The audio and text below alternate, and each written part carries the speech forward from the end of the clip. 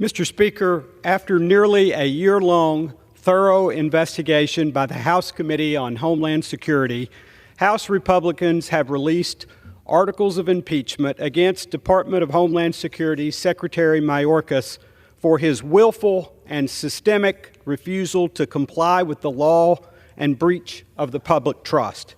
As many of my fellow Tennesseans know, for quite some time now, I have fully supported the House's efforts to examine whether Secretary Mayorkas has committed an impeachable offense.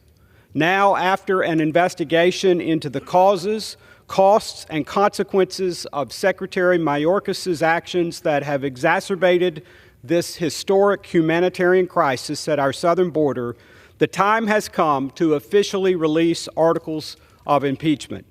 According to the House Committee on Homeland Security, DHS Secretary Mayorkas is, quote, chiefly responsible for the chaos and devastation that has unfolded over the past 3 years, close quote, at America's borders and ports of entry. The committee has found that Secretary Mayorkas violated his oath to support and defend the Constitution of the United States by willfully and systematically refusing to comply with federal immigration laws. He has also acted in a manner subversive of the law. These subversive actions and willful negligence of our country's laws have led to an unprecedented level of illegal immigration at our southern border and ports of entry, a fentanyl crisis killing thousands of Tennesseans, and skyrocketing financial costs on the U.S. taxpayers. That's why the first article of impeachment being released is entitled Willful and Systemic Refusal to Comply with the Law. The second article of impeachment being released is entitled Breach of the Public Trust.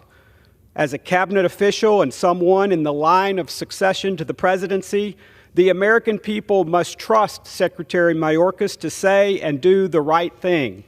Unfortunately, he has done exactly the opposite.